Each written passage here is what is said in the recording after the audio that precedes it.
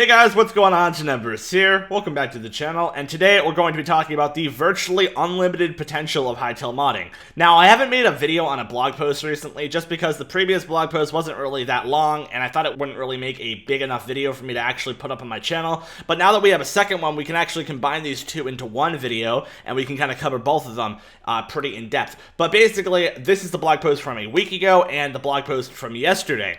But without further ado, let's get right into it. So, we got the creation of a new point of interest for adventure mode. Now, obviously, Hytale split up into different modes. We got survival, creative, adventure, and stuff of that sort.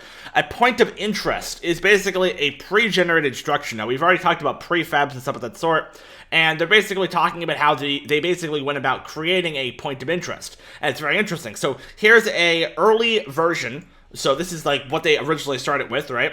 And they're basically going over how they specifically created this point of interest, and therefore how people can actually create it themselves. Now, I talked a little bit about how people can basically modify pre-generated structures to kind of appear in the way that they want them to be in their own like servers or whatever. And I also talked about how anyone who joins the server can basically adopt all of the modifications that the server added to it when they join the server. That way, clients cannot be modified. Hytale has full access to the client, and the server is where the modification takes place, which is a really cool feature. So you can see right here that they basically created these designs for these structures, right? You got frost, fire, sand, earth, and they kind of elaborated on it a little bit more, and they say, for stone circles, the description was self-explanatory. Each should represent the zone it is in and should be a certain size. My task is to provide ideas in terms of colors, the types of blocks that can be used, what the atmosphere should be, and the general shape. The world team doesn't follow this first iteration to the pixel. They take these pictures and try to recreate the mood in general, see what's possible to build, which looks as close as possible to what I envisioned. So here is an early shot of the prefab, and you can see that they kind of developed it more and more. There's also a lot of randomization you can add for, specific circumstances, as he says right here. There's lots of randomization that can happen with one layout of the circle, which is interesting.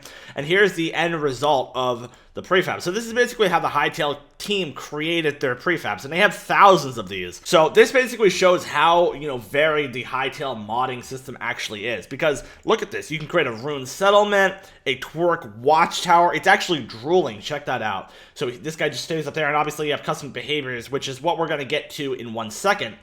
And we also have a crumbling castle, and I think that's really awesome. So there's extremely diverse world generation that you can customize depending on what server you're on.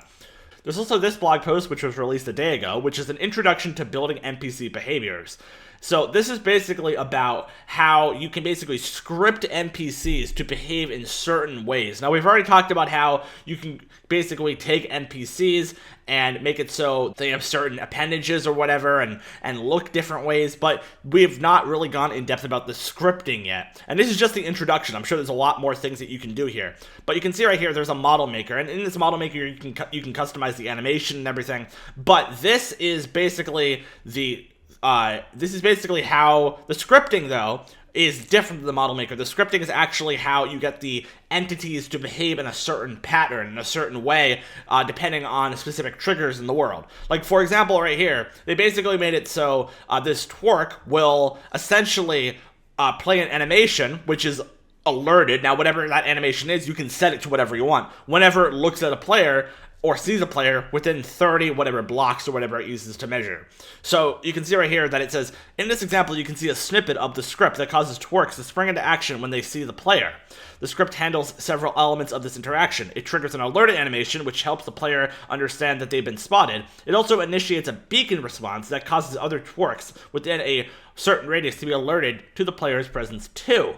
The exact details of this interaction can be precisely tweaked. And you can see right here, this uses a JSON file. It's a very simple scripting, type of thing. You don't really need to know how to code to really do it. I think if you just learn the language, which looks extremely easy to kind of learn all the different variables and stuff of that sort, you can basically create it, which makes it very easy for almost anyone to create it, even if they don't know how to code. Also, all of the behavior is extremely modular, so you can basically set anything to whatever you want, and that actually makes it much easier to create your own custom behavior. When you script an NPC, you don't need to specify things like swing a sword or move X distance to the right. Simply applying an abstract abstract component like flee or seek is enough. The behavior system then handles the basics of carrying out the desired action. That is so cool. So there's also, existing templates, and these are made up of sensors, actions, and motions to make it easy to reuse behaviors across multiple scripts. One example of a component is sound detection. This uses a combination of sensors that allows an NPC to interpret its environment. So here's an example of a scripting. So by adding a few extra parameters to the Twerk's hunter behavior script, we can add bears to the list of creatures that cause them to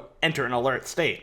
So whenever the Twerk sees a bear, you can see that it basically goes into the alert state. They basically just set the sensor to use mob and include bear. And you can set that to whatever you want and set the range to whatever you want and stuff of that sort.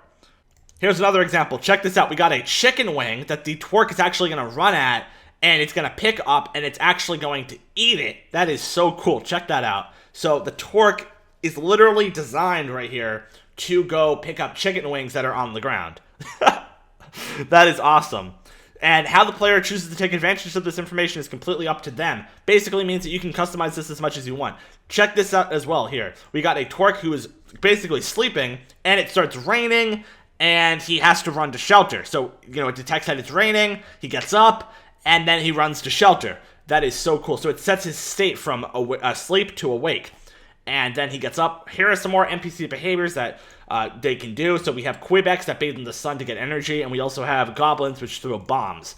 That is really, really cool. Now this basically opens the floodgates to so many things. It is ridiculous. Every time I make one of these videos, I'm like, wow, the amount of potential in this game is incredible. It is incredible, and people are saying, oh, it's taking too long and stuff of that sort, which I might make a video on, to be honest, because I don't think it's taking too long. They have to fully flesh out exactly what they want to do for timetable and stuff of that sort. But okay, that's irrelevant.